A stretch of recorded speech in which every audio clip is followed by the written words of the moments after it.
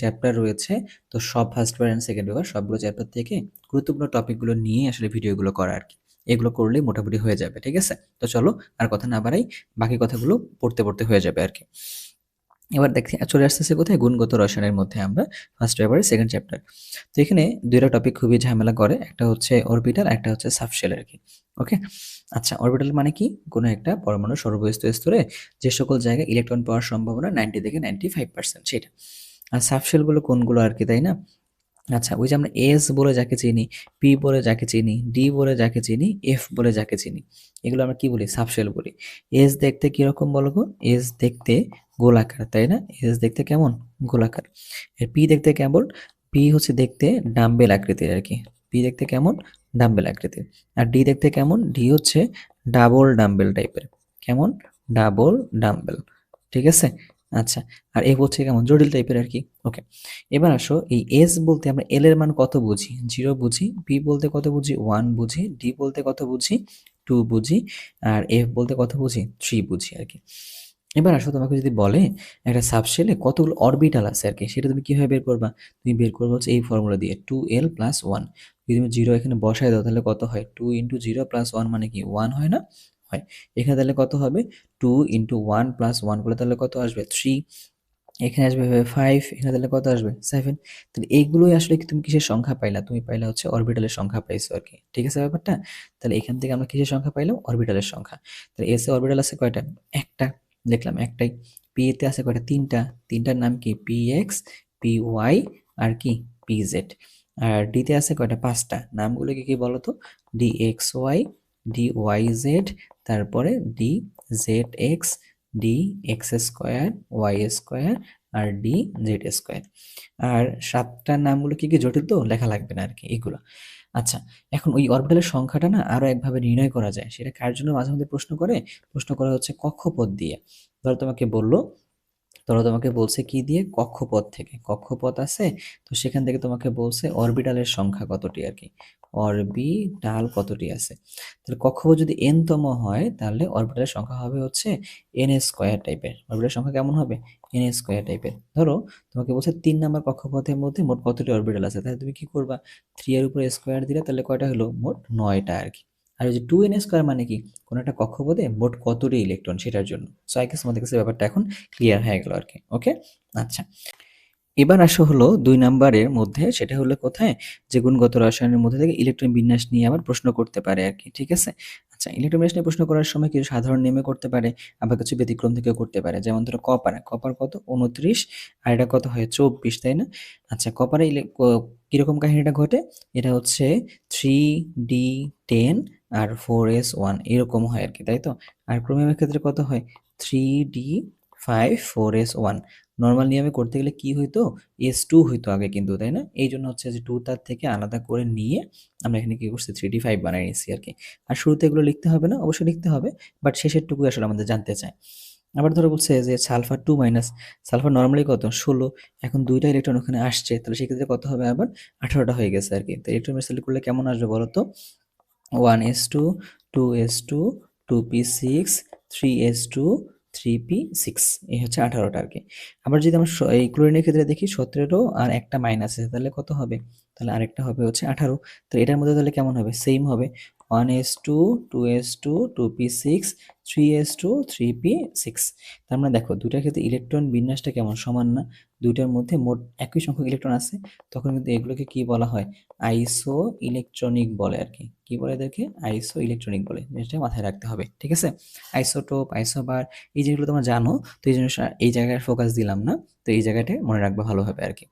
এরপরে আসো, শিক্ষা পরীক্ষা থেকে প্রশ্ন হতে পারে। শিক্ষা পরীক্ষায় গুরুত্বপূর্ণ কিছু জায়গা আছে। সেগুলো কোথায় বলতে পারো? যে শিক্ষা পরীক্ষায় কি ইউজ করা হয়? গাঢ় HCl ইউজ করা হয়। কি ইউজ করা হয়? গাঢ় HCl ইউজ করা হয় আরকি। এর বাইরে শিক্ষা পরীক্ষা নিয়ে আরেকটা জিনিস মনে রাখার মতো বিষয় আছে, সেটা কি? শিক্ষা পরীক্ষায় সাধারণত প্লাটিনামের তার ইউজ করা হয়। কি তার ইউজ করে? প্লাটিনাম তার। অথবা প্লাটিনামের তার না পাইলে কি ইউজ করেন? নিকেল আর ক্রোমিয়াম মিলায় যে নিক্রোম নামে একটা ধাতু সংকর তৈরি হয়, সেটারও তার আসলে ইউজ করা হয় আরকি। গেল? আচ্ছা, শিক্ষা পরীক্ষা দিয়ে কি করা হয়? কোনো একটা ধাতুর ড্রাই টেস্ট করা হয়। যেমন তুমি যদি কপার নাও, তাহলে কপারের ক্ষেত্রে তুমি যদি এই কার ক্ষেত্রে ধরো এই সিলেট ডুবাই ওটাকে যদি একটা শিখার মধ্যে ধরো তখন কি হয়, নীলাভ একটা সবুজ বর্ণ দেখা যায়, নীলাভ সবুজ একটা বর্ণ দেখা যাবে আর কি। তাহলে দেখে বুঝবো কি এটা হচ্ছে কপার। সোডিয়ামের ক্ষেত্রে দেখা যাবে কি কালার, সোডিয়ামের ক্ষেত্রে দেখা যায় হচ্ছে সোনালী হলুদ কালার দেখা যায়, সোনালী হলুদ কালার দেখা যায়। পটাশিয়ামের ক্ষেত্রে কি দেখা যায় আসলে, পটাশিয়ামের ক্ষেত্রে বেগুনি দেখা যায়। আর এই ক্যালসিয়ামের ক্ষেত্রে কি দেখা যায়, এটা ক্ষেত্রে দেখা যায় হচ্ছে ইটের ন্যায় লাল, ইটের ন্যায় লাল বর্ণ দেখা যায় আর কি, তাই তো, ইটের ন্যায় লাল বর্ণ দেখা যায়। আর স্ট্রনশিয়ামের ক্ষেত্রে কি দেখা যায় আর কি, একদম রক্ত লাল, অর্থাৎ যদি একদম বলি একদম ডিপ যে রেডটা হয় সেটা আর কি। তো ধরো লিখতে রাখলাম এরকম একদম রক্ত লাল যেটা, তো সেটা সেটা দেখা যায় কার জন্য, একদম স্ট্রনশিয়ামের জন্য দেখা যায় আর কি, ক্রিমসন রেড বলে এটাকে। গেল ব্যাপারটা। ওকে, এরপরে আসো আয়ন শনাক্তকরণ, এখান থেকেও প্রশ্ন হইতে পারে। তো এখান থেকে প্রশ্নগুলো আমি একটু ভিন্ন ভিন্নভাবে ভাগ করে নিয়েছি, খেয়াল করে দেখো যে আয়ন শনাক্তকরণের ক্ষেত্রে তুমি একটা নির্দিষ্ট বিকারক দিয়ে কয়েকটা আয়ন শনাক্ত করতে পারবে আর কি। যেমন ধরো আমরা এইটা দিয়ে শুরু করছি, ঠিক আছে, এটার নাম কি অ্যামোনিয়াম হাইড্রোক্সাইড, এটা দিয়ে তুমি কাকে শনাক্ত করতে পারবা, কপার পারবা, আয়রন 2+ পারবা, তারপর হচ্ছে কি আয়রন 3+ পারবা, জিঙ্ক পারবা, অ্যালুমিনিয়াম পারবা, শনাক্ত করতে পারবা। চলো দেখি একটু, কালারগুলো কিন্তু দিয়ে দেওয়া আছে, খেয়াল করে বলো তো, কপার 2+ কে অ্যামোনিয়াম হাইড্রোক্সাইড দিলে কি পাওয়া যাবে আর কি, একদম নীল বর্ণের একটা পদক্ষেপ পাওয়া যাবে, হালকা নীল পরে গাঢ় নীল পাওয়া যাবে। আর তুমি যদি আয়রন 2+ কে দিলে কেমন পাওয়া যাবে, তাহলে এটাকে পাওয়া যাবে একদম সবুজ কালারের একটা বর্ণ পাওয়া যাবে আর কি। দেখো ওদের গায়ের যে রংটা, তো ওইটার সাথে সাথে মিলাই মিলাই লিখছি আর কি, তাহলে তোমার জন্য সুবিধা হলো না একটু। আচ্ছা, আয়রন 3+ দিলে কেমন পাওয়া যাবে বলো, এটা পাওয়া যাবে হচ্ছে বাদামি বর্ণের, দেখো ওটাও বাদামি বর্ণের দিয়ে দিছি। আর জিঙ্ক আর এই অ্যালুমিনিয়াম যদি দেই আমরা, তো সেটার ক্ষেত্রে অ্যামোনিয়াম হাইড্রোক্সাইডের ক্ষেত্রে কেমন পাওয়া যাবে বলো তো, সাদা পাওয়া যাবে আর কি, তাই তো, সাদা একটা বর্ণ পদক্ষেপ পাওয়া যাবে। গেল। আচ্ছা, এবার যদি আমরা ফেরোসায়ানাইডের মধ্যে দেই তিনটা আয়নকে, তো তিনটা তিন ধরনের কালার দিবে, এখান থেকে সে আয়ন শনাক্ত করা যায়। Fe2+ ফেরোসায়ানাইডের মধ্যে দিলে কেমন দিল, হালকা নীল দিবে আর কি, হালকা নীল বর্ণের একটা পদক্ষেপ দিবে। আর যদি আয়রন 3+ কে দিই তখন তাহলে কি দিবে, তখন দিবে হচ্ছে সে গাঢ় নীল, এবং সেখান থেকে গাঢ় নীল পাইছি। কপার 2+ কে দিলে কি পাওয়া যাবে, কপার 2+ কে দিলে আমরা একটা দিলে বাদামি কালার একটা পাওয়া যাবে আর কি। বুঝতে পারছি না? তো এখানে ওদের গায়ের রঙের সাথে মিলাই মিলাই এই আয়নগুলো কালার করে রাখছি, আই গেস তোমার বুঝতে অসুবিধা হবে না আর কি। এর বাইরে দেখো ডান পাশে কিছু জিনিসপত্র দিয়ে রাখছি, এটার নাম হলো নেসলার দ্রবণ, এটার নাম কি বলে, নেসলার দ্রবণ বলে আর কি। তো এটা দিয়ে কি কাজ করে, এটা দিয়ে আসলে মূলত অ্যামোনিয়াম আয়ন শনাক্ত করা হয়, কি আয়ন, অ্যামোনিয়াম আয়ন শনাক্ত করা হয় আর কি, মনে থাকবে কথাটা। আচ্ছা, আর এই যে K2H2Sb2O7 পটাশিয়াম পাইরো অ্যান্টিমোনেট, এটা দিয়ে সোডিয়াম আয়ন শনাক্ত করা হয়ে থাকে আর কি, ঠিক আছে। আচ্ছা, এই সিলভার নাইট্রেট দিয়ে আসলে কি হ্যালোজেন বা হ্যালাইড আয়ন শনাক্ত করা হয় আর কি, যে ফ্লোরাইড, ক্লোরাইড, ব্রোমাইড, আয়োডাইড এগুলো শনাক্ত করা হয়। বেরিয়াম নাইট্রেট দিয়ে কি করা হয়, বেরিয়াম নাইট্রেট দিয়ে সালফেট যে আয়নটা আছে এটা শনাক্ত করা হয় আর কি। আই গেস তোমার আয়ন শনাক্তকরণের মধ্যে অনেক কিছু জিনিসগুলো এখন একটা নখদর্পণে আসছে। তুমি একটা জিনিস কাজ করবা কি, তোমাকে তো এমসিকিউ দেখাইতে হবে তাই না, তো এই জন্য তুমি কি করতেছো, সবকিছুগুলোকে অ্যাট এ গ্লান্স কিভাবে মনে রাখা যায় এরকম করে ভাইয়া তোমার জন্য একটু সুবিধা করে রাখছে আর কি, তুমি এই জিনিসগুলো খুব ভালো করে পড়বা, ঠিক আছে ভাইয়া। ওকে, এবার আসো এই 3 নম্বর চ্যাপ্টারে মৌলের পর্যায়বৃত্ত ধর্ম ও রাসায়নিক বন্ধন, এই চ্যাপ্টারের মধ্য থেকে কিরকম প্রশ্ন হতে পারে। তো আগে আমরা ওই যে অক্সাইডের ধর্মটা আগে নিয়েছি আর কি। যেমন অক্সাইডের ধর্ম বলতে কি, কোনো এক অক্সাইডকে তুমি যদি পানির মধ্যে দাও তাহলে সে যদি অম্ল তৈরি করে তাহলে সে অ্যাসিডিক, আর যদি সে ক্ষার তৈরি করে তাহলে সে ক্ষারীয়, এরকম কিন্তু হয় ব্যাপারটা আর কি। তাহলে আমরা যদি একটা বলি যে মেটালিক অক্সাইড যদি হয় তাহলে এটাকে আমরা কি বলতে পারি, সেটাকে আমরা বলতে পারি ক্ষারীয়, বা আমরা সেটাকে বলতে পারি বেসিক বলতে পারি আর কি। আর যদি এটা নন মেটালের হয়, ধরো সেটা যদি একটা নন মেটালের হয় মানে হচ্ছে যে অধাতুর যদি অক্সাইড হয়, অধাতুর অক্সাইড, তখন সেটাকে আমরা কি বলতেছি ভাইয়া বলো তো, সেটাকে আমরা বলতেছি হলো অম্লীয় বলতেছি আর কি। বুঝা গেল ব্যাপারটা।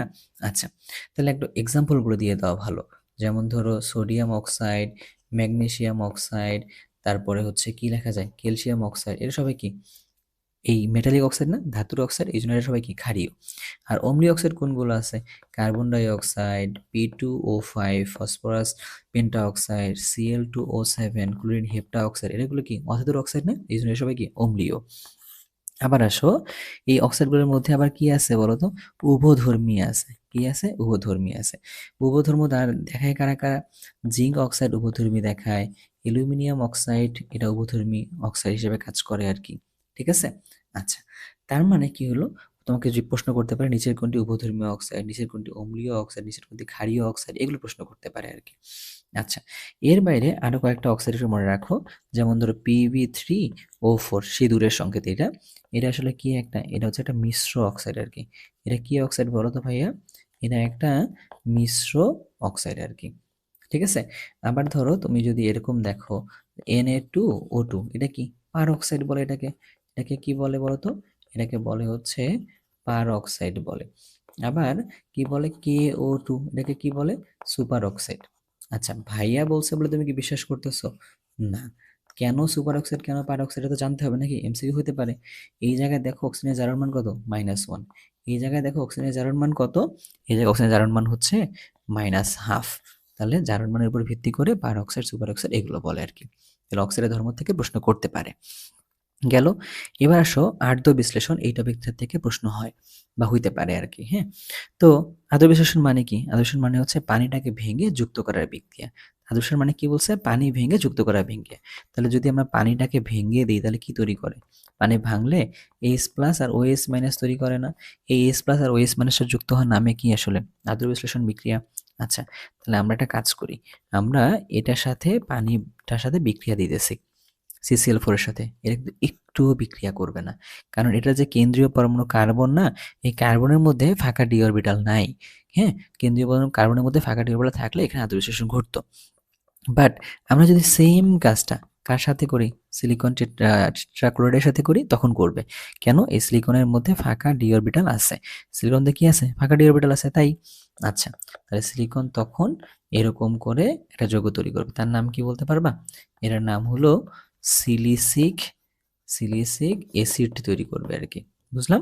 আচ্ছা, এবার যদি আমরা NCl3 এর সাথে এই পানির বিক্রিয়া যদি, তখন কি করবে কিনা? অবশ্যই করবে। করলে কি তৈরি করবে?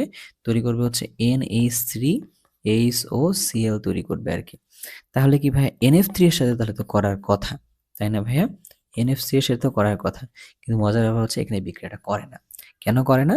কারণ যখন তুমি নাইট্রোজেন ক্লোরিন নিচ্ছিলা বা নাইট্রোজেন হ্যালোজেন নিচ্ছ, তখন ওই হ্যালোজেনটার কিন্তু ফাঁকা ডি অরবিটাল থাকা লাগবে। ফ্লোরিনে কিন্তু ফাঁকা ডি অরবিটাল নাই, ক্লোরিনে কিন্তু ফাঁকা ডি অরবিটাল আছে। এই জন্য ক্লোরিনে হইছে কিন্তু ফ্লোরিনে হইল না আর কি। এবার NaCl এর মধ্যে কি হবে কিনা, কি মনে করো তোমরা? না, NaCl এর মধ্যেও হবে না। কেন? NaCl পানির মধ্যে শুধুমাত্র কি আর্দ্র বিশ্লেষিত হয়। এইটা সরি, পানির মধ্যে আয়নিত হয়। এটা কিন্তু পানির মধ্যে কি হয় না?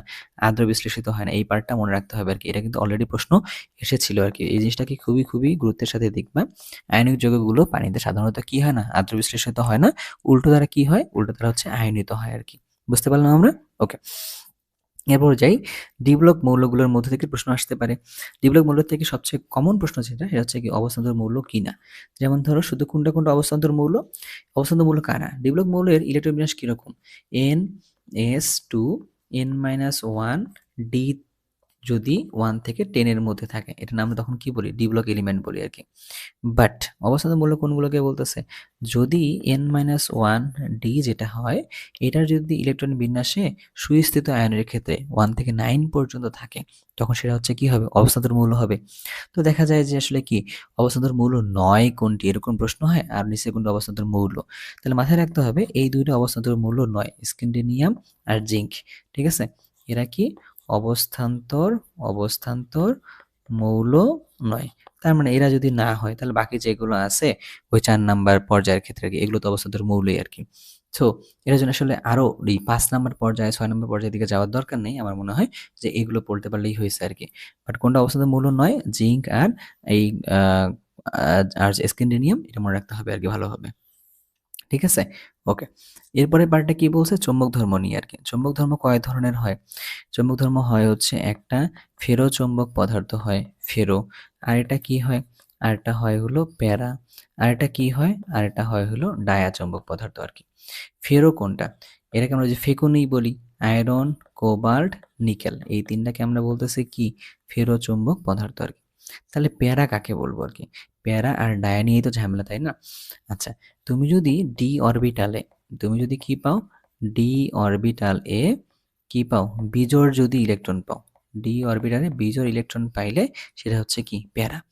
আর যদি ডি অরবিটালে ডি অরবিটাল এ ডি যদি 0 হয় অথবা ডি যদি 10 হয় আর কি, তখন সেটা কি হবে? তখন সেটা হবে ডায়া আর কি। আচ্ছা, তাহলে উদাহরণ দিলে মনে হয় ভালো হয়, তাই না? কপার 2 প্লাস ইলেকট্রোমিনাস করলে কি হবে? 3d 9, 9 মানে কি? অবশ্যই একটা বিজোড় আছে। তাহলে কপার 2 প্লাস কি? তাহলে কপার 2 প্লাস হচ্ছে একটা প্যারা। ঠিক আছে? আর যদি আমরা জিংকের কথা চিন্তা করি, জিংক 2 প্লাস রেখে দিই, সেটা তাহলে কি হবে? 3d 3d 10, 3d 10 মানে কি? কোনো কিছু কি বিজোড় আছে? নাই তো। বিজোড় না থাকলে সেটা তাহলে এটা কি হবে? ডায়া। ব্যাপারটা কি বোঝাতে পারছি? যদি ইলেকট্রন বিন্যাস করার পরে তুমি গিয়ে দেখো ডি অরবিটালে বিজোড় ইলেকট্রন আছে, একটাও যদি থাকে আর কি, তখন সেটা আমরা কি বলছি? প্যারা। আর যদি কোনো জোড় থাকে তাহলে তুমি সেটাকে কি বলবে? ডায়া আর কি। যদিও প্যারা বা ডায়ার এটার ক্ষেত্রে থিওরিটিক্যাল ব্যাখ্যাগুলো একটু ডিফারেন্ট, বাট আমরা তো এমসিকিউর জন্য পড়তেছি, এটা দিয়ে কাজ চালিয়ে নিতে পারবো। আর হাইব্রিডাইজেশন টপিকগুলো নিয়ে ঢাবি ভর্তি পরীক্ষার জন্য যে প্লেলিস্টটা বানাইছিলাম সেখানে তো ডিটেলস আলোচনা করছি। তবুও তোমাকে একটা হালকা টাচ দিয়ে যাই ভাইয়া, যে যদি তুমি দেখো লিগ্যান্ড সংখ্যা আর কি, তুমি যদি দেখো লিগ্যান্ড সংখ্যা, লিগ্যান্ড সংখ্যার ভিত্তিতে কাজ করবে আর কি। লিগ্যান্ড সংখ্যা যদি তুমি কোথাও দেখো 4 হয়, তাহলে সেটা কি হতে পারে? sp2d হইতে পারে। আবার সেটা কি হতে পারে? dsp2 হইতে পারে। আবার সেটা কি হতে পারে? sp3 হইতে পারে। এই 4টা হইতে পারে আর কি। যদি 5 হয় তাহলে সেটা কি হবে? sp3d হইতে পারে। আবার যদি কি হয়? dsp3 হইতে পারে। আর যদি 6 হয় তাহলে সেটা কি হয়? sp3d হইতে পারে। আর dsp3 হইতে পারে। একটা জিনিস তোমাকে মনে রাখতে বলি, তুমি মনে রাখবে ভালো হবে, সেটা হলো কি, যে যদি ডিটা দেখো আগে, যদি তুমি কোথাও দেখো ডিটা হচ্ছে আগে, এই যে ডি আগে, তারপর এখানে দেখো ডি আগে, ঠিক আছে? তুমি দেখো যে এইখানে দেখো ডি আগে, ডি আগে মানে কি? ডি আগে মানে হচ্ছে তোমার ওই জায়গাটায় একটা তীব্র লিগ্যান্ড ছিল আর কি, বা একটা স্ট্রং লিগ্যান্ড ছিল। ঠিক আছে? আর ডি যদি পরে থাকে তাহলে সেটা কি বুঝবা? সেটা একটা উইক লিগ্যান্ড ছিল আর কি। এর জন্য ব্যাপারটাকে খুব ভালোভাবে মনে রাখো আর কি। ঠিক আছে? আর এগুলো নিয়ে আসলে ডিটেলস পড়াশোনা করার সুযোগ আছে, বাট এইখানে আসলে আমাদের খুব একটা ডিটেলস লাগবে না। তো তুমি হচ্ছে যে কাজটা করবা, জাস্ট মনে হয় প্রশ্ন ব্যাংক পড়তে গিয়ে এই হেল্পটুকু পাইলেই তোমাদের জন্য এনাফ হবে। যদি একটা স্ট্রং লিগ্যান্ড থাকে, যেমন ধরো সিএন একটা স্ট্রং লিগ্যান্ড, আর পানি কি? পানি একটা উইক লিগ্যান্ড। তাহলে হচ্ছে তুমি এই দুটো মনে রাখতে পারলেই মনে হয় যে পানি একটা কি? পানি একটা উইক লিগ্যান্ড। পানি থাকা মানে ডি কোথায় যাবে? ডি হচ্ছে পরে। আর সিএন কি একটা? সিএন হচ্ছে একটা স্ট্রং লিগ্যান্ড। স্ট্রং লিগ্যান্ড থাকলে ডি কোথায় হবে? আগে। এটা দিয়ে তুমি এমসিকিউটা তো পার করে আসতে পারবা, তাই না? তো এখন এমসিকিউটা পার করা ব্যাপার, তো এটাতে পার করে নিবা আর কি। ওকে, এর বাইরে আসো হাইব্রিডাইজেশনের মধ্যে এই টপিকটা নিয়ে আর কি। এই টপিকটা নিয়ে আমি এই জায়গায় আসলে আলোচনা করতে চাই না। আমি তোমাকে বলবো যে ভার্সিটি যে প্লেলিস্টটা আছে, ভার্সিটি যে প্লেলিস্টটা আছে, এই প্লেলিস্টে এইটা নিয়ে ডিটেলস অ্যান্ড সুন্দরভাবে আলোচনা হয়েছে। তুমি একটু এই ব্যাপারটাকে একটু দেখে আসো আর কি। ঠিক আছে? এই হাইব্রিডাইজেশনের টপিকটা, এটা দেখলে তোমার কাছে সবকিছু কাভার হয়ে যাবে। ঠিক আছে ব্যাপারটা ভাইয়া? আমি তোমার শুধুমাত্র 2টা জিনিস নিয়ে আলোচনা করবো, আর কিছু না। ধরো আমি তোমাকে বললাম এই যে HCHO, এক্ষেত্রে কার্বনের হাইব্রিডাইজেশন কত? আবার তোমাকে আমি বললাম এরকম যে সালফার ট্রাইঅক্সাইডের ক্ষেত্রে সালফারের হাইব্রিডাইজেশন কত?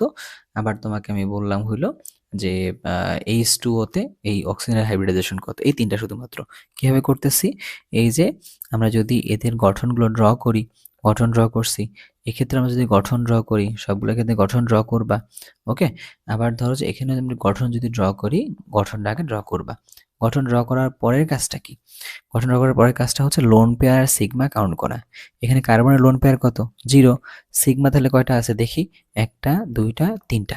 তাহলে 3টা সিগমা যোগ করে তাহলে কত হইলো? 3 হইলো না? 3 হওয়া মানে এটা কি হবে? sp2 হবে আর কি। 3 হওয়া মানে কি হবে? sp2 হবে। এখানেও তাহলে দেখি তো, সালফারের উপরে লোন পেয়ার কয়টা আছে? 0। সিগমা কয়টা আছে? 1 2 3। বাকি পাইগুলো কিন্তু কাউন্টে আসবে না, হ্যাঁ? তাহলে যোগ করলে তাহলে কত হয়েছে? 3। তাহলে এখানেও তাহলে কত হবে? sp2 হবে আর কি। আর এইখানে যদি আমরা যাই তাহলে দেখি লোন পেয়ার কয়টা আছে। এই যে দেখো, একটা লোন পেয়ার, 2টা লোন পেয়ার, তাহলে 2। সিগমা কয়টা আছে? সিগমা আছে 2টা, এই যে একটা, এই যে একটা, 2টা। যোগ করে তাহলে কত হইলো? 4। 4 হওয়া মানে এখানে কি হবে? sp3 হবে আর কি। আর একটা জিনিস বলে রাখছিলাম, যদি লোন পেয়ার থাকে সেক্ষেত্রে বন্ধন কোণ কি হয়? কমে যায় আর কি। আদারওয়াইজ বন্ধন কোণ ঠিকঠাক থাকে। আচ্ছা, এবার আসো পর্যায়বৃত্ত ধর্ম এবং হাইড্রোজেন বন্ধন। পর্যায়বৃত্ত ধর্ম সম্পর্কে যখন তোমাকে পড়তে বলতেছে না, তখন তুমি একটু পড়াশোনাকে ন্যারো ডাউন করবা। কি করবা?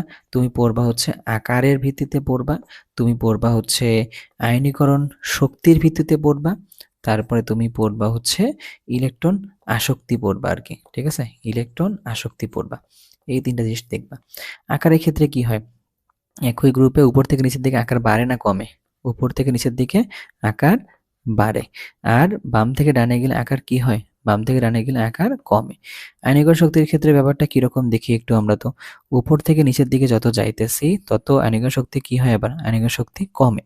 আর বাম থেকে ডানে গেলে আয়নীকরণ শক্তি আবার কি হয়? এটা হচ্ছে আবার বাড়ে। ইলেকট্রন আসক্তির ক্ষেত্রে ব্যাপারটা কিরকম?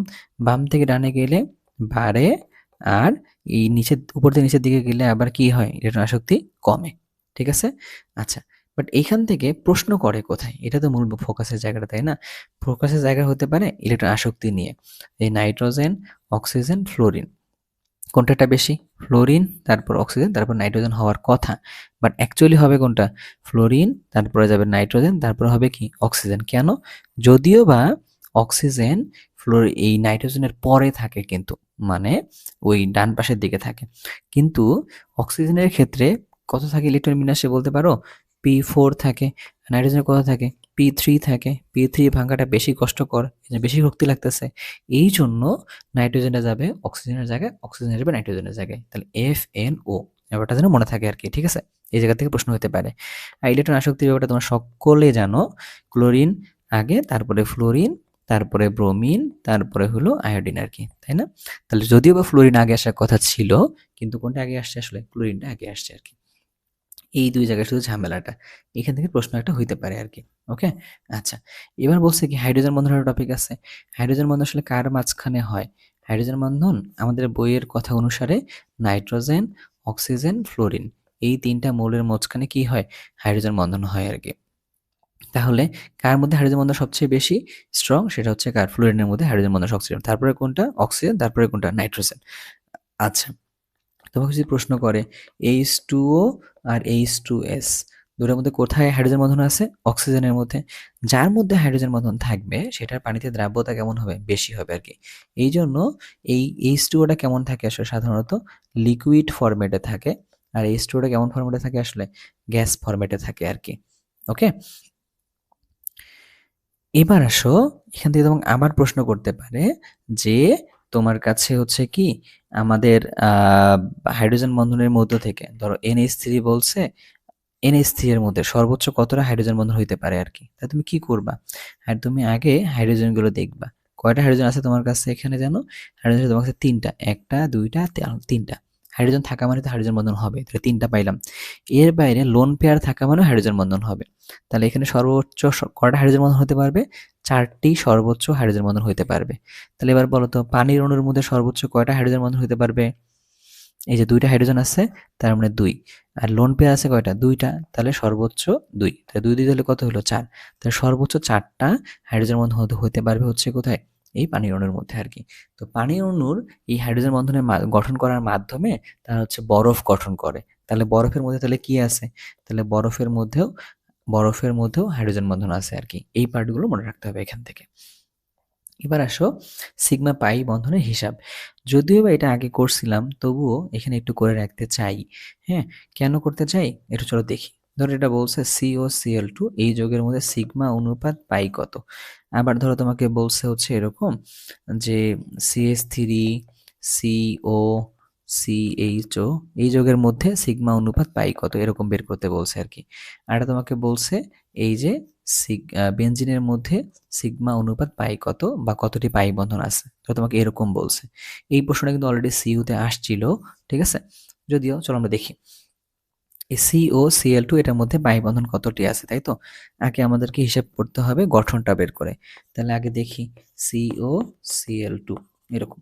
তাহলে পাই কোনটা? 1টা, 2টা, 3টা। সরি, এটা হচ্ছে সিগমা। তাহলে সিগমা তাহলে কয়টা পাইলাম? 3টা। এই যে যেখানে ডাবল বন্ড আছে ওইটাকে আমরা কি বলি? ওটাকে আমরা বলি হচ্ছে পাই বলি আর কি। তাহলে কত হবে অ্যান্সারটা? অ্যান্সার হবে 3:1। বুঝতে পারলাম? ওকে।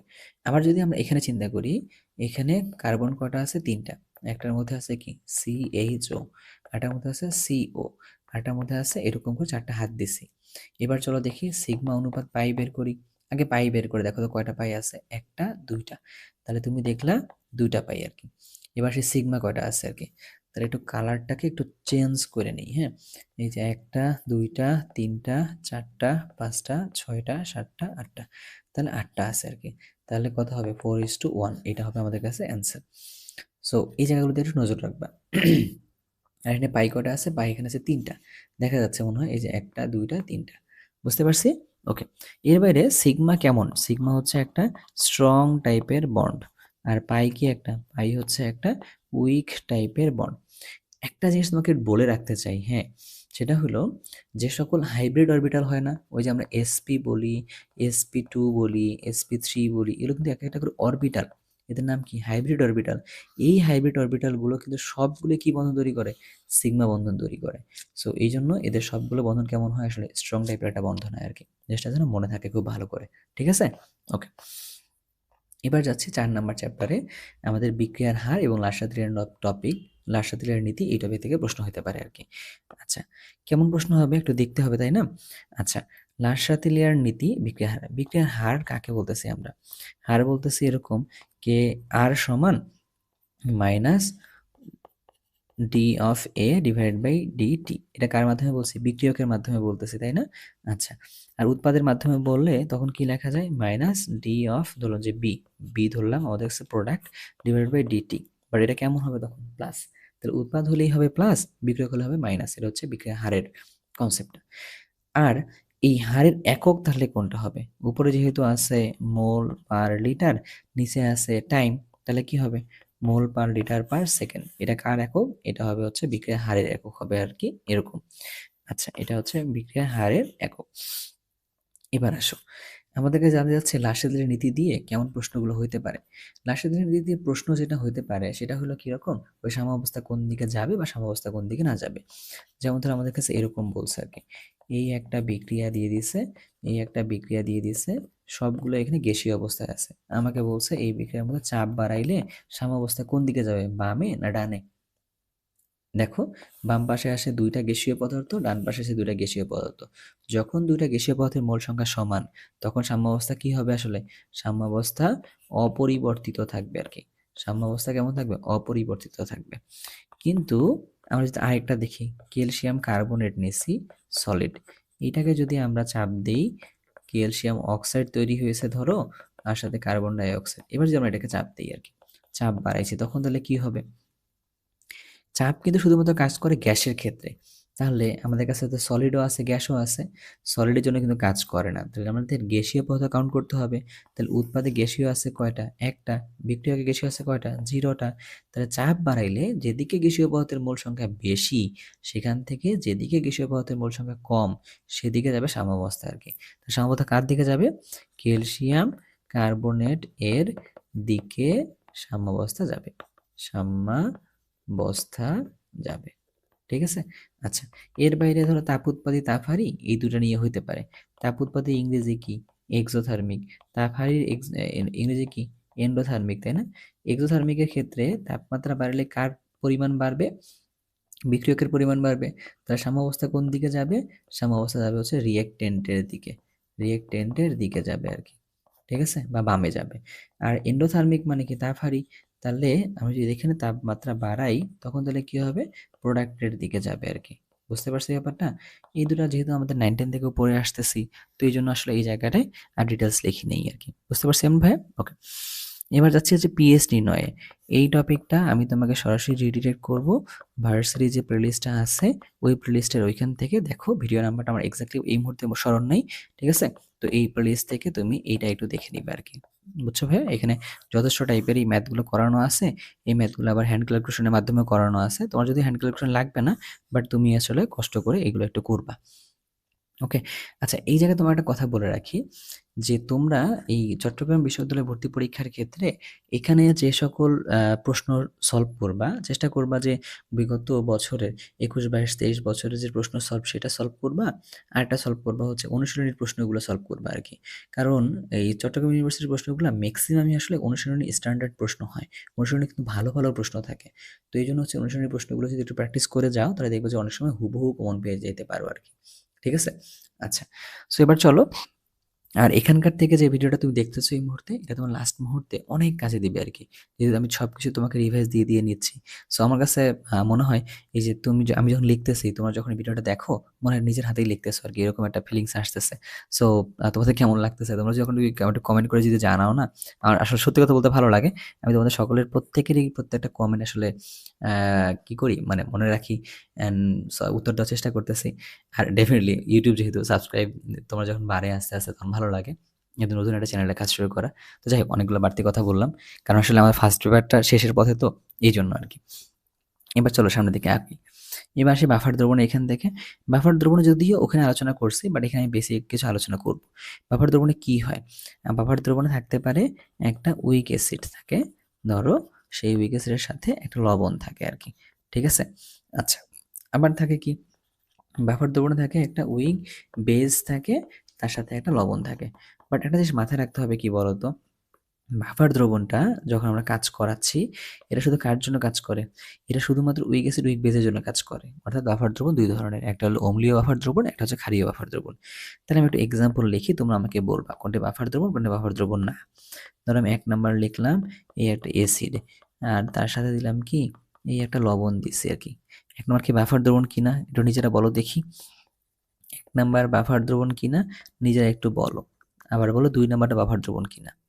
রাইট। ১ নাম্বারটা বাফার দ্রবণ, ২ নাম্বারটা বাফার দ্রবণ না। কিন্তু কেন না? কারণ হলো এইখানে আমরা যে দুর্বল অ্যাসিডটা নিছি, ওই দুর্বল অ্যাসিডের লবণ হইতে হইতো এইটা। বাট খেয়াল করে দেখো, দুর্বল অ্যাসিড যার নিছি তার লবণ তো আর এইটা না। বাট এটা বাফার দ্রবণ কেন? এই দুর্বল অ্যাসিডটারই লবণ হচ্ছে এটা। এইজন্য দুর্বল অ্যাসিডের সাথে ওই দুর্বল অ্যাসিডের লবণ যদি প্রেজেন্ট থাকে, তখন তাকে আমরা কি বলতে পারি? বাফার দ্রবণ বলতে পারি। বাট যদি প্রেজেন্ট না থাকে, তখন আমরা কিন্তু তাকে বাফার দ্রবণ বলতে পারি না। মনে থাকতে হবে কথাটা। বাট দুর্বল অ্যাসিড থাকতেই হবে এবং ওই দুর্বল অ্যাসিডের লবণ থাকতে হবে আরকি। ঠিক সিমিলার কথাটা তাহলে কার জন্য প্রযোজ্য হবে? এই উইক বেজের জন্য প্রযোজ্য হবে। যেমন ধরো আমরা নিলাম অ্যামোনিয়াম হাইড্রোক্সাইড। তাহলে এই অ্যামোনিয়ামটারই আমাদের একটা লবণ হইতে হবে। তবে মাথায় রাখতে হবে যখন অ্যামোনিয়াম লবণ যখন তৈরি করছো, তার সাথে ওই অ্যামোনিয়াম হাইড্রোক্সাইড ক্ষারের সাথে একটা তীব্র বেজের বিক্রিয়া দিতে হবে। কথাগুলো মনে হয় গোলায় পেঁচায় গেল, তাই না? চলো একটু ক্লিয়ার করে দিই। এই যে অ্যামোনিয়াম হাইড্রোক্সাইড নিছো, এটা তো তোমার কাছে আছে। পাশাপাশি এই অ্যামোনিয়াম হাইড্রোক্সাইডের সাথে তুমি যখন HCl নামে একটা স্ট্রং অ্যাসিডের বিক্রিয়া দিবা, তখন কি এই দুইটার থেকে একটা লবণ তৈরি হবে না? সেই লবণটার নাম কি? Ammonium chloride. এই অ্যামোনিয়াম ক্লোরাইড আর হচ্ছে অ্যামোনিয়াম হাইড্রোক্সাইড, এই ২ টা মিলেই হচ্ছে ব্যাপারটা তৈরি করে। ঠিক সেম কথাটা কার জন্য? এই এসিডিক বাফারের জন্যও প্রযোজ্য আরকি। ঠিক আছে ব্যাপারটা ভাইয়া? ওকে। আর বাফার দ্রবণের পিএইচ নির্ণয় করে কোন ফর্মুলার সাহায্যে? সেটা হচ্ছে পিএইচ নির্ণয় করে pKa plus log of log of n of salt divided by n of acid. এই ফর্মুলাটা কার? এইটা হচ্ছে হ্যান্ডারসন হ্যাসেলবাখ সমীকরণ। কি? হ্যান্ডারসন-হ্যাসেলবাখ সমীকরণ। এর সাহায্যে কি করা হয়? বাফার দ্রবণের পিএইচ নির্ণয় করা হয় আরকি। এই জিনিসটাকে খুব ভালো করে মনে রাখবা। ঠিক আছে? তাহলে প্রশ্ন হইতে পারে নিচের কোনটি বাফার দ্রবণ, নিচের কোনটি বাফার দ্রবণ না। আবার প্রশ্ন হতে পারে নিচের কোন সমীকরণের সাহায্যে বাফার দ্রবণের পিএইচ নির্ণয় করা হয়। আই গেস এটা তোমাদের কাছে আছে, এখন ক্লিয়ার। এবার চলে যাচ্ছে সেকেন্ড পেপারে। সেকেন্ড পেপারের প্রথম চ্যাপ্টারের নাম কি? পরিবেশ রসায়ন। সেখান থেকে প্রশ্ন হতে পারে। গ্যাসের সূত্রের জায়গা থেকে প্রশ্ন হতে পারে, মোলার গ্যাস ধ্রুবক থেকে প্রশ্ন হতে পারে, ব্যাপন সূত্র থেকে প্রশ্ন হতে পারে আরকি। আচ্ছা, আগে বলি আমাদের গ্যাসের ৪ টা জিনিসের উপর নির্ভর করে। PV, T, N, তাই তো? আচ্ছা, তাহলে এখান থেকে তাহলে আমাদের কাছে ৪ টা সূত্রও আসবে আরকি ডেফিনিটলি। কেন ৪ টা সূত্র আসবে? ৪ কর্নার থেকে ৪ টা সূত্র চলো বের করে নিয়ে আসি। কিভাবে? ধরো তুমি একটা কাজ করো। তুমি হচ্ছে P আর T যদি কনস্ট্যান্ট রাখো। P আর T কি রাখছো? কনস্ট্যান্ট যদি রাখো, তখন কি?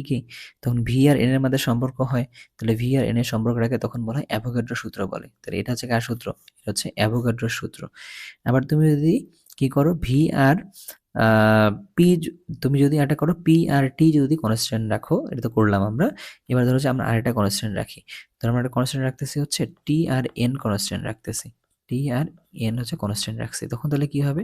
P এর সাথে V এর সম্পর্ক হবে 1/V। এ হচ্ছে বয়লের সূত্র। আচ্ছা, তুমি যদি এবার কাজ করো কি? পি এর সাথে এন কে যদি তুমি কনস্ট্যান্ট রাখো তখন তুমি কি পাবা, ভি এর সাথে টি এর সম্পর্ক পাবা কেমন, সমানুপাতিক। আবার তুমি কি করো, তুমি যদি এরকম দেখো ভি এর সাথে এন কে যদি রেখে দাও কনস্ট্যান্ট হিসেবে তখন কি পি এর সাথে টি এর সম্পর্ক পাবা সমানুপাতিক। এই হচ্ছে গ্যাসের 4টা সূত্র। হ্যাঁ, এটাকে বলা হচ্ছে বয়েলের সূত্র বলে, এটা হচ্ছে বয়েলের সূত্র বলে। এটাকে কিসের সূত্র বলে, এটাকে বলে হচ্ছে চার্লসের সূত্র বলে, চার্লসের সূত্র বলে। এটাকে হচ্ছে গে-লুসাকের সূত্র বলে, গে লুসাকের সূত্র বলে। আর এটা হচ্ছে অ্যাভোগাড্রোর সূত্র বলে আর কি। তাহলে 4টা সূত্র পেয়ে গেছি আমরা। ওকে, এই 4টা সূত্র মিলাইলে আমরা একটা ফর্মুলা পাই, কি হলো, পিভি সমান এনআরটি নামে একটা আদর্শ গ্যাসের সমীকরণ পাই আর কি। আর আদর্শ গ্যাসগুলো শুধুমাত্র কখন কাজ করে, হাই হাই টেম্পারেচারে কাজ করে অ্যান্ড লো প্রেসারে কাজ করে আর কি। এই দুটো কন্ডিশন কিন্তু মনে রাখতে হবে, এমসিকিউতে আসতে পারে। এবার চলো এই মোলার গ্যাস ধ্রুবক অর্থাৎ আর, আর এর দুটো একক আছে, জুল পার মোল পার কেলভিন। এই ইউনিটে গেলে আর এর মান কত, 8.314 বা 8.316। আবার আর আরেকটা ইউনিট আছে, লিটার এটিএম পার মোল পার কেলভিন। এই জায়গায় গেলে তার মান কত, 0.0821। এই দুটা মান একটু মনে রাখতে হবে তোমাকে, ঠিক আছে ভাইয়া? আচ্ছা, আর ব্যাপন সূত্র, গ্রাহামের ব্যাপন সূত্র যেটা আছে এটা তো আমরা সকলে ছোটবেলার থেকে জানি, যে ব্যাপন হার যদি আর হয় এটা কার, √m, 1/m এর সাথে ব্যস্তানুপাতিক। অর্থাৎ এম যত বাড়ে আর তত কমে। যেমন ধরো কার্বন ডাই অক্সাইডের ব্যাপন হার কেমন আর হাইড্রোজেনের ব্যাপন হার কেমন, কোনটার ব্যাপন হার বেশি হবে বলো তো একটু?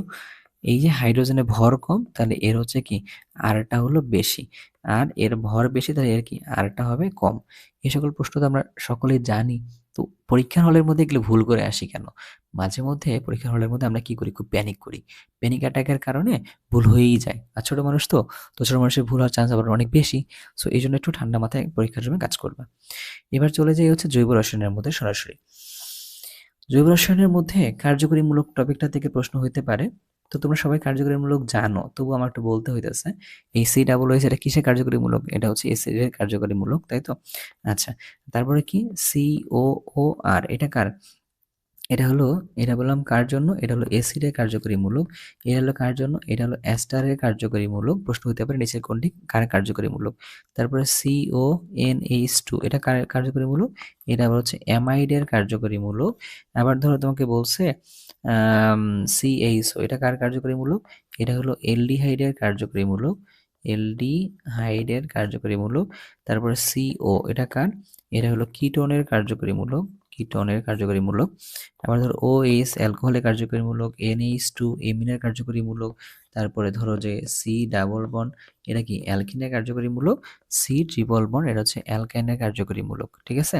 আচ্ছা, এবার তোমাকে যদি বলা হয় এই এইটা কিসের কার্যকরীমূলক বলতে পারবা?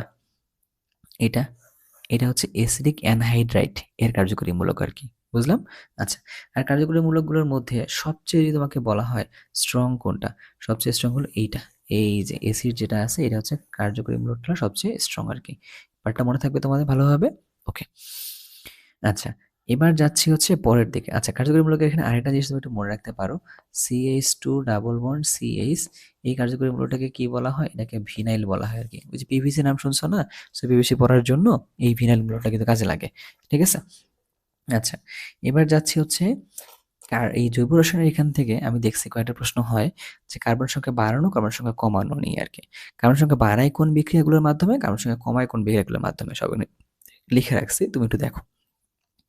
ধরো 1 নম্বরে যদি তোমাকে বলা হয় কার্বন সংখ্যা বাড়ানোর জন্য, তুমি যদি RMGX এর সাথে কার্বন ডাই অক্সাইড দাও তাহলে একটা নাম্বার বাড়বে। তুমি যদি RMGX এর সাথে কি দাও, এলডিহাইড দাও, তুমি যদি RMGX এর সাথে এলডিহাইড দাও তাহলে সেক্ষেত্রেও কার্বন সংখ্যা বাড়বে আর কি। 1 নাম্বার দিলে কি তৈরি হবে, 1 নাম্বার দিলে সেখানে অ্যাসিড তৈরি করবে, মানে কার্বন ডাই অক্সাইড দিলে। 2 নাম্বারটা দিলে সেখানে কি তৈরি করবে, সেখানে অ্যালকোহল তৈরি করবে আর কি, ঠিক আছে? এটা গেল এই RMGX এর ক্ষেত্রে বিক্রিয়া করার ক্ষেত্রে ব্যাপার-স্যাপারটা আর কি। আরেকটা কি বললাম, অ্যালডোল রিঅ্যাকশন বিক্রিয়া তুমি যদি দাও, যেটা হচ্ছে আলফা হাইড্রোজেন বিক্রিয়াটা দেয়, তখন কার্বন সংখ্যাটা আবার দ্বিগুণ হয়ে যাবে আর কি কিন্তু, ঠিক আছে? তো তখন এখান থেকে তুমি একটা অ্যালডোল প্রোডাক্ট পাবা, তুমি তখন অ্যালডোল প্রোডাক্ট পাবা। KCN দিয়ে তুমি যদি বিক্রিয়া করো কারো সাথে, কার সাথে বলতে কি, ধরো RX এর সাথে বিক্রিয়া করছো অ্যালকাইল হ্যালাইডের সাথে, তখন CN-টা এসে যুক্ত হবে, আর CN তখন তৈরি হবে। তো তখন তার মানে কি, একটা কার্বন এখানে বাড়লো, সেখান থেকে পরবর্তীতে আবার অন্য কিছু তৈরি করা যায়। তাহলে এই হলো ব্যাপার স্যাপারটা আর কি, যে এদের মাধ্যমে তুমি চাইলে কার্বন সংখ্যা বাড়াইতে পারো। এবার আসো, তুমি কার্বন সংখ্যা কমাইতে পারো কাদের কাদের মাধ্যমে। যেমন ধরো সোডা লাইম বিক্রিয়ার সাহায্যে কার্বন সংখ্যা কমানো যায়। সোডা লাইম কোনটা যেন বলো তো ভাইয়া? ওই যে ছোটবেলায় পড়ছো না, CH3COO Na, এর সাথে তুমি যদি সোডিয়াম হাইড্রোক্সাইডের বিক্রিয়া দাও আর তার সাথে যদি ক্যালসিয়াম অক্সাইড যদি থাকে, তখন কি উৎপন্ন হয়? এখান থেকে CH পরে মিথেন তৈরি হইলো। তাহলে খেয়াল করে দেখছো, এখানে ছিল 2টা কার্বন, এখন তুমি পাইলে কটা? একটা কার্বন। এটা ডিকার্বক্সিলেশন বিক্রিয়া ছিল না? তো ওটা হচ্ছে সোডা লাইম বিক্রিয়াও বলে। তো এখান থেকে কার্বন সংখ্যা কমানো যায়। আবার ওজোনোলাইসিস বিক্রিয়ার মাধ্যমেও কি করা যেতে পারে? ওজোনোলাইসিস বিক্রিয়ার মাধ্যমে কার্বন সংখ্যা কমানো যায় আর কি। এটা অলরেডি আলোচনা করছি এই যে সাস্ট ভর্তি পরীক্ষার যে জন্য যেটা ভিডিও বানাইছিলাম সেখানে। তো তুমি চাইলে ওইখান থেকে একটু কষ্ট করে এটা দেখে নিতে পারো, অনেক ডিটেলস আলোচনা করছে এই ওজোনোলাইসিসের পার্টটা। তাহলে তোমাদের সুবিধা হলো, সময় থাকলে দেখো আর কি, সময় না থাকলে দরকার নেই। হফম্যান ডিগ্রেডেশন মানে হফম্যান ক্ষুদ্রাংশকরণ বিক্রিয়ার সাহায্যে কি করা যায়? এই কার্বন সংখ্যা কমানো যায়। যেমন এই বিক্রিয়াটা আমি লিখবো, যেমন ধরো এইটা আমাদের কাছে হচ্ছে অ্যামাইড, তার সাথে দিলাম হচ্ছে ব্রোমিন, তার সাথে দিলাম হলো সোডিয়াম হাইড্রোক্সাইড। এখানে বিক্রিয়া দিলে কি উৎপন্ন হয় জানো? এই CO মূলকটা কার্বন ডাইঅক্সাইড আকারে বের হয়ে যায়। তাহলে কি থাকে? আর NH2 থাকে, এইটা তৈরি হয়ে যায়। আর সোডিয়াম ব্রোমাইড তৈরি হয়, আর হচ্ছে গিয়ে সোডিয়াম কার্বনেট তৈরি হয় আর কি, সাথে পানি তৈরি হয়। তাহলে কি হলো দেখো তো, কার্বন সংখ্যা কমছে না? হ্যাঁ। তাহলে হফম্যান ক্ষুদ্রাংশকরণ বিক্রিয়ার সাহায্যেও কার্বন সংখ্যা কমানো যায়। তাহলে তোমাকে প্রশ্ন হতে পারে, নিচের কোনটি হফম্যান ক্ষুদ্রাংশকরণ বিক্রিয়া, আর নিচের কোনটি দিয়ে আবার কার্বন সংখ্যা কমানো যায় আর কি। বুঝলাম ব্যাপারটা? ওকে। এবার যাচ্ছি হচ্ছে কোথায়, যে জৈব রসায়নের মধ্যে আরেকটা প্রশ্ন, এই বিকারকগুলো নিয়ে আর কি। বিকারকগুলো যদিও আসলে দুই ধরনেরই হয়, হ্যাঁ, মানে দুই ধরনের না, মূলত এক ধরনেরই হয়, যারা বিক্রিয়ায় অ্যাটাক করে তাদেরকে বিকারক বলে আর কি। বাট আমরা আসলে বই পড়তে গিয়ে দুই ধরনের জিনিসপত্র পাইছি, যে নামগুলো আসলে ভিন্ন ভিন্ন করছে, এই জন্য আর কি আমরা দুই ধরনের বলতেছি। ঠিক আছে ভাইয়া? ওকে। একটা হলো কার্বনিয়াম কার্বনায়ন ফ্রি রেডিক্যাল। এটা হলো যখন একটা সমযোজী বন্ধনে কি হয়, বিষম বিভাজন যখন হয়। কি হয়? বিষম বিভাজন যখন হয় তখন। কার্বনিয়াম মানে কি? কার্বনের উপরে যে প্লাস চার্জটা থাকে যখন, সেটা হচ্ছে কার্বনিয়াম আয়ন। হ্যাঁ, প্লাস চার্জ যখন থাকে তখন কার্বনিয়াম আয়ন বলে। যেমন ধরো এইটা আমরা 3 ভাবে লিখতে পারি আর কি, সরি 4 ভাবে। তাহলে একটা আর থাকা মানে 1 ডিগ্রি, দুইটা আর থাকা মানে 2 ডিগ্রি, তিনটা আর থাকা মানে 3 ডিগ্রি। তোকে বলতে পারে কার্বনিয়াম আয়নগুলোর মধ্যে কোনটি তীব্রতা সবচেয়ে বেশি। যেখানে যত বেশি আর আছে তীব্রতা তত বেশি আর কি, তীব্রতা না, স্থায়িত্ব তত বেশি। তোমাকে বলতে পারে এদের ক্ষেত্রে স্থায়িত্ব কোনটার বেশি আর কি। যেখানে যত বেশি আর, যেখানে যত বেশি আর আছে সেটার ক্ষেত্রে কি স্থায়িত্ব তত বেশি হবে আর কি। তাহলে কোনটার বেশি হবে? 3 ডিগ্রি, 2 ডিগ্রি, 1 ডিগ্রি আর কি। এবার আসো পরেরটার ক্ষেত্রে, কার্বন আয়নের ক্ষেত্রে তাহলে কোনটার বেশি হবে? আচ্ছা, কার্বন আয়নের ক্ষেত্রে বেশি কোনটা হবে? কার্বন আয়ন কোনটা? CH3 মাইনাস যেটা আছে, প্লাস থাকলে কার্বনিয়াম। তাহলে এই ক্ষেত্রেও কেমন হবে? দুইটা, একটা আর দিছি, তারপরে ধরো যে একটা হাইড্রোজেন, দুইটা আর দিছি, তারপরে দেখো যে তিনটা আর দিছি। তাহলে এবার এটার ক্ষেত্রে তোমাকে যদি আবার স্থায়িত্ব বলে, তখন কোনটা বেশি হবে? এর ক্ষেত্রে কিন্তু প্রথমটার ক্ষেত্রে স্থায়িত্ব বেশি হবে আর কি। বুঝলাম? ওকে। এখন তাহলে হলো প্লাসের ক্ষেত্রে কি, আর বাড়লে স্থায়িত্ব বেশি, মাইনাসের ক্ষেত্রে আর বাড়লে স্থায়িত্ব কম। এটা মনে রাখবে আর কি এভাবে আপাতত। ফ্রি রেডিক্যাল কোনটা? যদি একটা সমবিভাজন কোথাও যদি হয়, কি বিভাজন? সমবিভাজন। সমবিভাজন যদি হয় তখন সেটার ক্ষেত্রে কি হয়? সমবিভাজন, তখন ফ্রি রেডিক্যাল তৈরি হয়। ফ্রি রেডিক্যাল মানে কি? CH3 এর উপর আগে প্লাস মাইনাস ছিল না, এবার প্লাস মাইনাস নেই, শুধুমাত্র কি সেখানে থাকবে? সেখানে শুধুমাত্র একটা করে ইলেকট্রন থাকবে আর কি। সেখানে শুধুমাত্র একটা করে ইলেকট্রন থাকবে। তো একটা ইলেকট্রনটা কার সমান আসলে তুমি চিন্তা করবা? আর এর মতো, ওই প্লাসের মতো চিন্তা করবা। যেখানে আর বেশি সেখানে স্থায়িত্ব বেশি, যেখানে আর বেশি সেখানে স্থায়িত্ব বেশি আর কি। এভাবে যেন তুমি সব জিনিসটাকে মনে রাখতে পারো আর কি। কার মতো এটা? এই যে প্লাস আর হচ্ছে ফ্রি রেডিক্যালটা প্রায় সেম টাইপেরই আর কি। বুঝলাম ব্যাপারটা? ওকে। এবার আসতেছি কোথায়, টলেন বিকারক কাকে বলতেছে। এরও প্রশ্ন হয় যে নিচের কোনটি টরেন্ট বিকারক, নিচের কোনটি লুকাস বিকারক, এগুলা। টরেন্ট বিকারক কোনটা যেন? টরেন্ট বিকারক হলো এই ডাই অ্যামিন সিলভার নাইট্রেট, এটাকে বলতেছি আমরা কি টলেন বিকারক। এটা কোথায় কোথায় ইউজ করছে তুমি বলতে পারবা? ওই যে অ্যালকাইন অ্যালকাইন ওয়ান শনাক্তকরণ বা অ্যালকাইন ওয়ান যে অম্লধর্মী এটা শনাক্তকরণের জন্য ইউজ করা হয়। আবার হচ্ছে কি এলডিহাইড মূলকটা শনাক্তকরণের জন্য ইউজ করা হয় টলেন বিকারকটা আর কি। আর লুকাস বিকারক কোনটা? লুকাস বিকারক হলো জিঙ্ক ক্লোরাইড প্লাস গাঢ় HCl এর যে মিক্সারটা হয় সেটাকে আমরা কি বলতেছি? লুকাস বিকারক বলি। এটা কিসের জন্য ইউজ করা হয়? এটা হচ্ছে অ্যালকোহল শনাক্তকরণে ইউজ করা হয় আর কি। নাইট্রেটিং বিকারক কোনটা? এই যে নাইট্রিক অ্যাসিড প্লাস সালফিউরিক অ্যাসিডের যে মিক্সার এটাকে বলা হয় নাইট্রেটিং বিকারক। এটা কার জন্য ইউজ করা হয়? এটা ইউজ করা হয় অ্যারোমেটিক অ্যারোমেটিক রিং এ, অ্যারোমেটিক যৌগের রিং যেটা আছে রিংয়ের মধ্যে তুমি যদি কোনো একটা গ্রুপ অ্যাড করে দিতে চাও সেক্ষেত্রে আর কি এটা ইউজ করা হয়। ঠিক আছে, একটু বলে রাখা মনে হয় ভালো যে তোমাদের কাছে কি কি আছে। তোমাদের কাছে আছে অর্থ প্যারা নির্দেশক, এই যে যখন আমরা রিংয়ে প্রবেশ করাই অর্থ প্যারা নির্দেশক। ঠিক আছে, অর্থ প্যারা নির্দেশক। আর এটা কি হয়? আর এটা হলো মেটা নির্দেশক হয় আর কি, মেটা নির্দেশক হয়। আচ্ছা, মেটা নির্দেশক কোনটা আর অর্থ প্যারা নির্দেশক কোনটা একটু বলে দেই সুবিধা হতে পারে। যেমন ধরো CH3 এটা একটা অর্থপ্যারা নির্দেশক, NH2 এটা একটা অর্থপ্যারা নির্দেশক, তারপরে হচ্ছে OH অর্থপ্যারা নির্দেশক।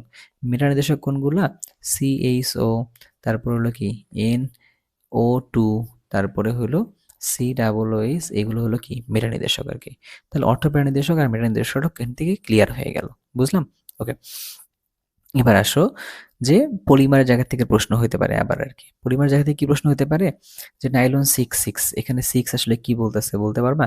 এখানে 6 বলতেছে হচ্ছে দুইটা যৌগ যেটা নিয়ে আমরা নাইলন 6 বানাইছি তার কথা বলতেছে। এটা 6 কার্বনের অ্যাসিড, তাহলে হচ্ছে 6 মানে কি একটা 6 কার্বন অ্যাসিডের কথা বলতেছে, তার নাম কি? Adipic acid. তার নাম কি? Adipic acid. আরেকটা 6 যেটা আছে না, এটা কি প্রকাশ করে? এটা হচ্ছে হেক্সামিথিলিন টেট্রাঅ্যামিন। কি প্রকাশ করে? Hexamethylene, hexamethylene.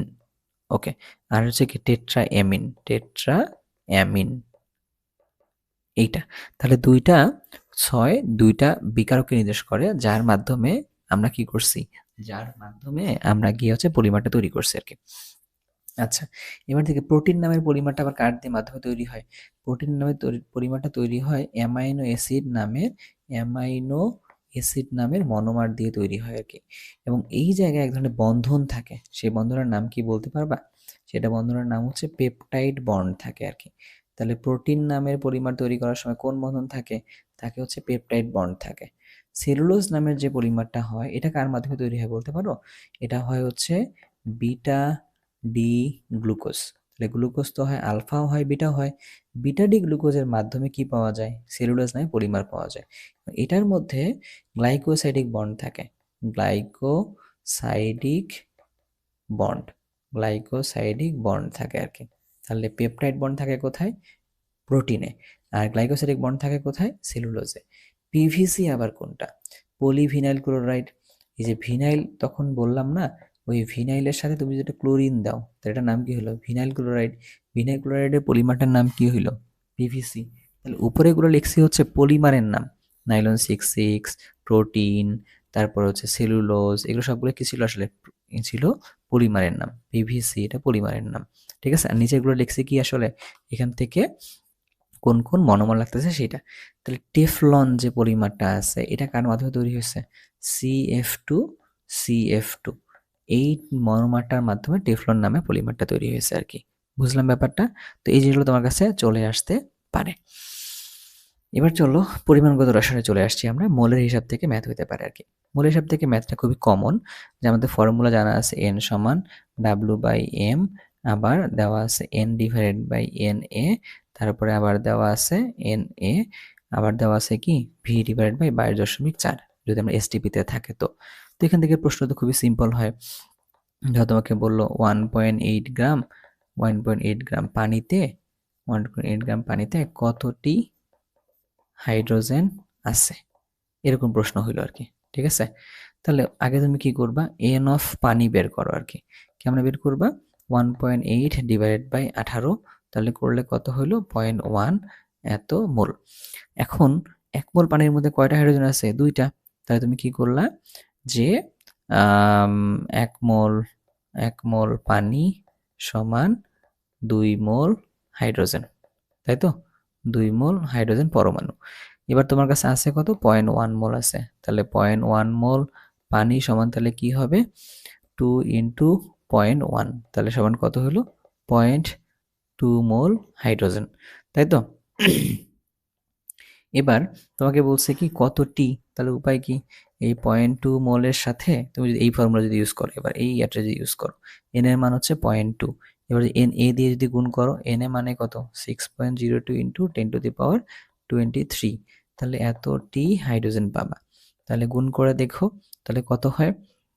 গুণ করলে 12.04 ইন্টু 10⁻22 এত টি হাইড্রোজেন পরমাণু। তার ব্যাপারটা হচ্ছে এরকমই কিন্তু, হ্যাঁ, জাস্ট এই 3টা ফর্মুলাকে তুমি কি করবা? ইন্টারচেঞ্জ করে করে ইউজ করবা আর কি, যেটা তোমার 6 এ 6 নম্বর চ্যাপ্টার, মানে ক্লাস 9 10 এ 6 নম্বর চ্যাপ্টারে যেটাতে করছিলে আর কি, ওরকম টাইপের কিছু ম্যাথ আছে। বিগত বছরের প্রশ্নগুলো দেখলে দেখবা যে এখান থেকেই ম্যাক্সিমাম প্রশ্নগুলোই আসছে, এই মলের হিসাব থেকেই। খুব বেশি পেঁচানো গোছানো ম্যাথ আসলে আসে নাই। আচ্ছা, ঘনমাত্রা আর হচ্ছে প্রমাণ দ্রবণ। ঘনমাত্রা নির্ণয়ের ক্ষেত্রেও এখানে যেটা হয়, সরাসরি এই ফর্মুলাটা ইউজ করা হয় আর কি, W into 1000 divided by M into V. তো ঘনমাত্রা নির্ণয়ের ঘনমাত্রার এককগুলো নিয়ে ভার্সিটি যে প্লেলিস্টটা আছে সেখানে আলোচনা করছি, বাট এখানে ওই সেম টাইপের ম্যাথগুলো আমি বারবার আসতে দেখছি আর কি। ধরো তোমাকে এরকম বলছে এত গ্রাম সালফিউরিক অ্যাসিড দিয়ে দিয়ে দিছে হচ্ছে 100 মিলিলিটার পানিতে দিছে, পানিতে দেওয়া হয়েছে। তখন তোমাকে বললো ঘনমাত্রা কত, তাহলে সি সমান তাহলে কত হবে? 0.98 ইন্টু 1000 ডিভাইডেড বাই হলো এম এর মান হলো 98, ভি এর মান হচ্ছে কত? 100। সবগুলো মান বসাই দিয়ে শুধু ক্যালকুলেট করা আর কি কাজ। ঠিক আছে ভাইয়া? তাহলে কত হলো? 98 ইন্টু 10 ডিভাইডেড বাই 98 ইন্টু 100, তাহলে সবকিছু মিলে তাহলে কত আসবে? 0.1 আসবে। বুঝলাম? এভাবে আমাদেরকে বলবে হচ্ছে ঘনমাত্রা বের করতে আর কি। সো এইগুলো নিয়ে খুব বেশি পেঁচানোর কিছু নাই, ফর্মুলা একটাই, বসাই দিলে সব মানগুলো চলে আসবে। তো তুমি যেন খুব মানে ঠান্ডা মাথায় করো, এটা হচ্ছে মূল কথা, মূল রিকোয়েস্ট এটা তোমার কাছে আর কি। আর তোমাকে যদি ঘনমাত্রা কখনো পার্সেন্টেজে বের করতে বলে, তখন তুমি কি করবা? তখন তুমি করবা হচ্ছে ওই 10x ডিভাইডেড বাই এম, এই ফর্মুলায় ঘনমাত্রা বের করতে পারো পার্সেন্টেজ বললে আর কি, মানে পার্সেন্টেজ থেকে মোলারিটিতে যদি বের করতে বলে সিতে। আবার যদি তোমাকে বলে হচ্ছে ঘনমাত্রা তুমি হচ্ছে পিপিএম এ বের করো, তখন তুমি কি করবা? সি ইন্টু এম ইন্টু 10⁻³ এইটা যদি করো, সি মানে ঘনমাত্রা in molarity, n into M হচ্ছে কি আণবিক ভর, আর 10⁻³ হচ্ছে 10⁻³, এটা করলে ঘনমাত্রা কিসে আসবে? পিপিএম এ আসবে আর কি। সো এগুলো তুমি সেটা ইউজ করতে পারতেছো। এবার আসো, প্রমাণ দ্রবণ নিয়ে প্রশ্ন হইতে পারে। প্রমাণ দ্রবণ কাকে বলতেছে? যাদের ঘনমাত্রা আগে থেকে জানা থাকে। যদি 1 মোলার হয় তার নাম তাকে কি বলা হয়? তখন তার নাম বলে মোলার দ্রবণ বলে। কি বলে? মোলার দ্রবণ। আর যদি 0.1 হয় তখন সেটাকে কি বলে? তখন সেটাকে বলা হয় ডেসি মোলার, ডেসি মোলার দ্রবণ বলে। আর যদি 0.01 হয় তখন সেটাকে কি বলা হয়? তখন সেটাকে বলে সেন্টিমোলার দ্রবণ বলে। 0.5 হলে তখন তাকে কি বলে? তখন তাকে বলে সেমি মোলার দ্রবণ বলে আর কি। বুঝলাম?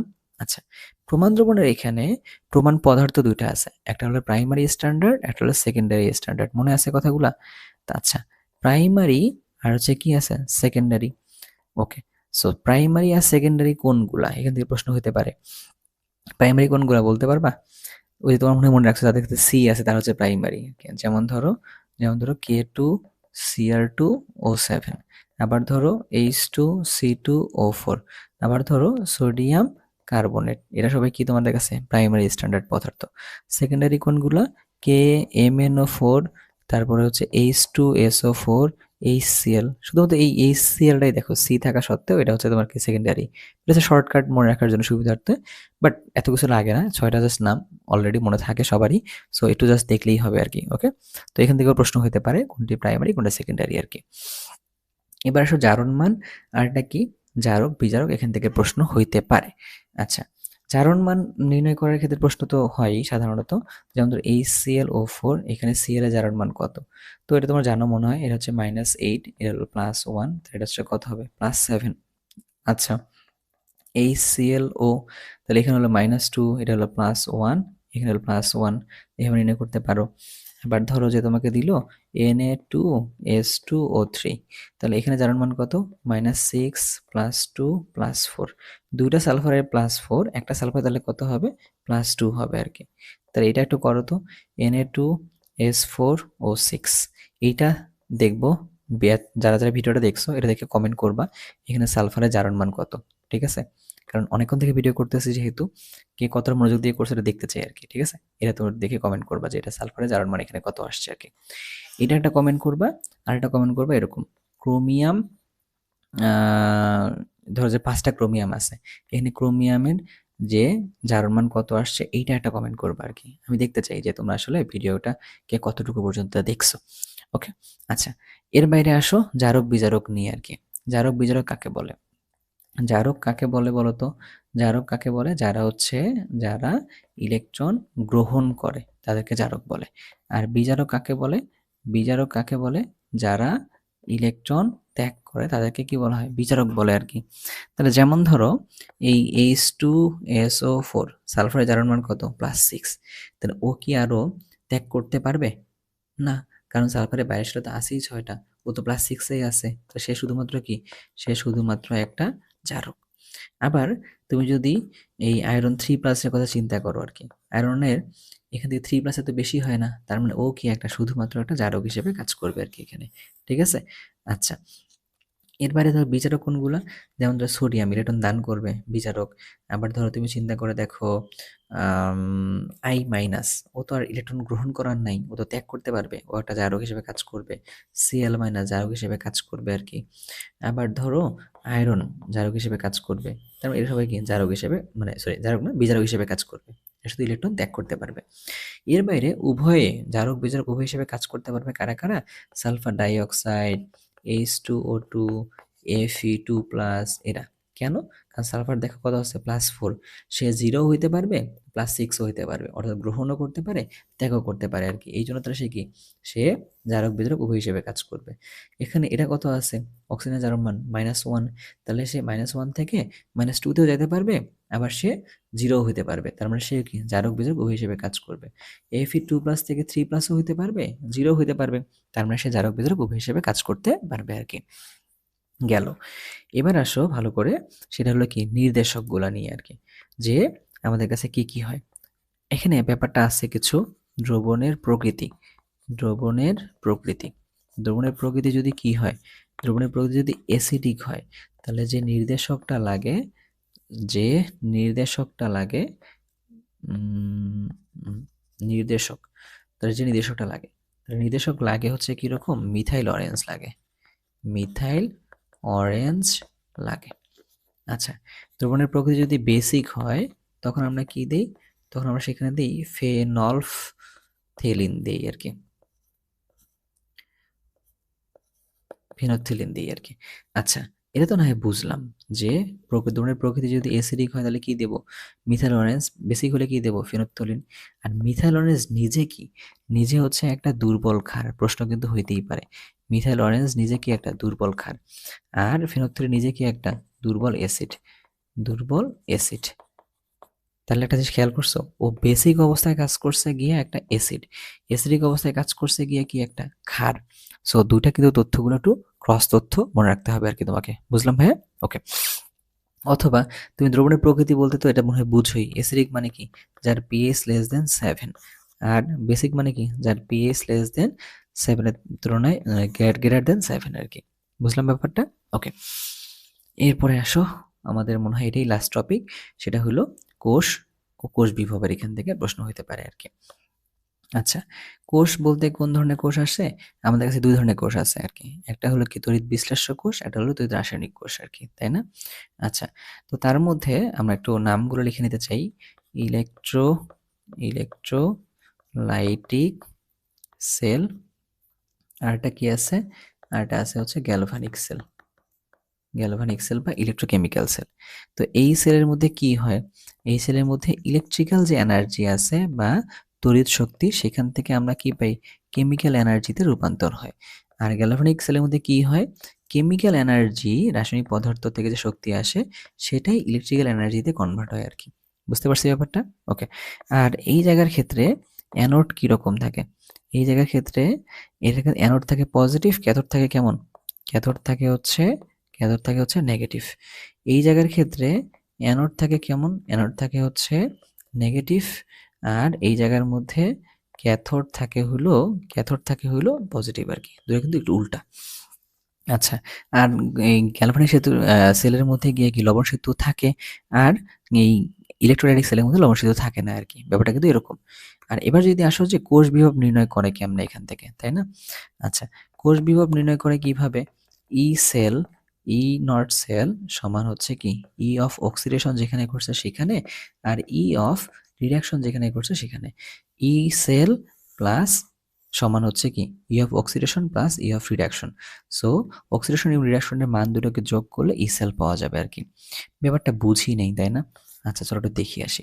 ধরো তোমাকে বললো এরকম ই অফ জিঙ্ক থেকে জিঙ্ক 2+, এটার মান তোমাকে বলে দিয়েছে 0.76 ভোল্ট। আবার তোমাকে বলছে এরকম ই অফ কপার থেকে শুরু করে কপার 2+, এর মান বলে দিয়েছে -3.4 ভোল্টেজ। এবার তোমরা বলছে কি এখান থেকে ই সেল বের করতে বলছে, এখানে ই সেল বের করতে বলছে। তুমি তার বিপদে পড়ে গেছো। কেন বিপদে পড়ছো? এই মানটাও তোমাকে দিছে হচ্ছে অক্সিডেশন পোটেনশিয়াল, এরা দিছে তোমাকে অক্সিডেশন পোটেনশিয়াল, দুইটার মান সেম। বাট আমরা জানি যখন দুইটার সেম টাইপের মান দেওয়া থাকে, যারটা বেশি সেটাই কিন্তু ওর বৈশিষ্ট্য বহন করতেছে। মানে কি, দুইটাই অক্সিডেশন যখন দিচ্ছে, যার অক্সিডেশন পটেনশিয়ালটা বেশি তাহলে ওটাই হবে আমার কাছে কি, যার অক্সিডেশন পটেনশিয়ালটা বেশি ওটাই হবে আমাদের কাছে জারণ। হ্যাঁ, যার অক্সিডেশনটা বেশি তাই হবে অক্সিডেশন টাইপের, তাহলে এটাই হবে আমাদের কাছে অক্সিডেশন। আর যারটা কম তাহলে ওটাই আমাদের কাছে কি হবে, তাহলে এটা হবে আমাদের কাছে রিডাকশন আর কি। তাহলে অক্সিডেশন তো আমরা পাইছি, আমরা জানি অক্সিডেশন প্লাস রিডাকশন করলেই এই ই সেল পাওয়া যায়। তাহলে অক্সিডেশনের মানটা কত, 0.76। বাট রিডাকশনের মানটা দেখো, এখানে রিডাকশন আমাদেরকে দিয়ে দেওয়া নেই, দিয়ে দেওয়া আছে অক্সিডেশন। বাট এটা উল্টাই নিব আর কি, উল্টাই নেওয়া মানে কি মানটা তাহলে -0 হয়ে যাবে, তাহলে কি প্লাস, তাহলে প্লাস 0.34 যোগ করলে কত হলো, প্লাস 1.10 ভোল্টেজ। তাহলে মনে হয় আমরা ই সেল কীভাবে বের করে এটাও দেখলাম, আবার আমরা দেখলাম হচ্ছে ই সেল বের করার জন্য কি লাগে এটাও দেখছি আর কি। সো এই চিটাগাং ইউনিভার্সিটির মধ্যে এই কোষ বিভাগের জায়গা থেকে বিগত বছরগুলোতে প্রশ্ন খুব একটা আসতে দেখি নাই। তো এই জন্য আমি বলবো যে এই জায়গায় একটু হালকা করে প্রেশার দিয়ে পড়তে পারলেই হবে। আর আদারওয়াইজ তোমরা যে কাজটা করবা, বিগত বছরের প্রশ্নগুলো যেটা হচ্ছে 20 সালের পর থেকে যে সকল প্রশ্ন আসছে, এই আগামী কয়েকদিনের মধ্যে এই প্রশ্নগুলোই বেশি বেশি করে সলভ করবা আর কি। সলভ করার পরে তুমি যে সকল জায়গায় মিস্টেক করতেছো, তোমার মিস্টেকগুলো একটু লিখে রাখবা। একদিন তুমি শুধুমাত্র মিস্টেকগুলোর উপরে সময় দিবা, তুমি কেন এই জায়গাটায় ভুল করছো। যেহেতু প্রশ্নগুলো খুবই প্রেডিক্টেবল, তো ভুল করার জায়গাগুলো আসলে খুবই কম। আর ভাইয়া যেহেতু তোমাকে এই পুরো একটা ভিডিও করে দিলাম, পুরো 2টা পেপারের উপর ভিত্তি করে, তুমি এই ভিডিওটাকে পারলে এখন তো একবার দেখলাই, একদমই এক্সামের আগেও তুমি একবার কানে ইয়ারফোন দিয়ে হলেও দেখে যাইও আর কি। তাহলে তোমার জন্য সবকিছু জিনিসগুলোকে একবার এক নজরে তোমার মনের মধ্যে গেঁথে থাকবে আর কি। তাহলে তুমি একবারে সবকিছু পারবা দেখতে আর কি। ঠিক আছে?